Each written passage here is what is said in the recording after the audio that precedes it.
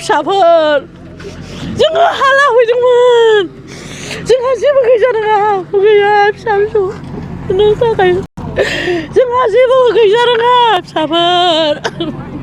बबे गामि दिखिया जुलिनि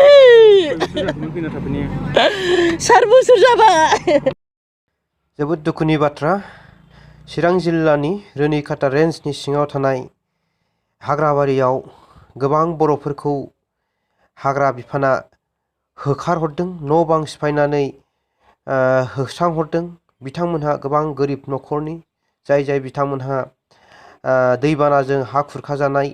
आरो बायदि बायदि गोबां न' गैजायै सुबुंफ्रा बे जायगायाव फैनानै दखल खालामनानै हाग्रा ओनसोलखौ दखल खालामनानै बिथांमोनहा न' लुनानै दङमोन नाथाय बेखौ मैयाहाय आसाम सरकारनिफ्राय हाग्रा बिफाना बिथांमोनखौ न' बां सिफायनानै बे हाग्रानिफ्राय होस्रांहरजोबो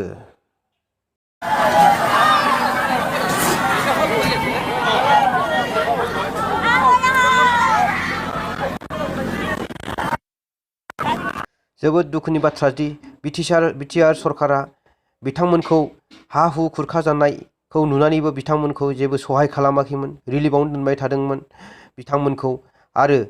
आसाम सरकाराबो बिथांमोनखौ नायाखैमोन बिथांमोनहा गोबां दाब दाब जायगानिफ्राय फैनाय बिथांमोना उदालगुरि जिल्लानि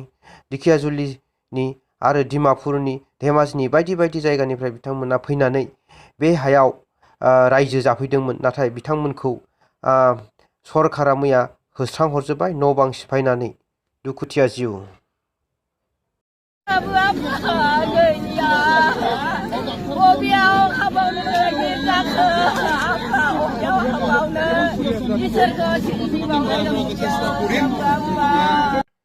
दा बिथांमोनहा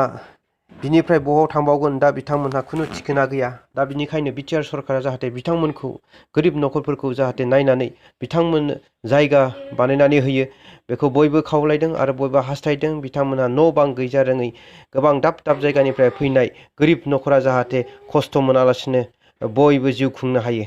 बेखौनो बिटिआर सरकार आरो आसाम सरकारा जाहाथे बिथांमोननि थाखाय बयबो थानो थाखाय जायगा बानायनानै होनो थाखाय बयबो खावलायदों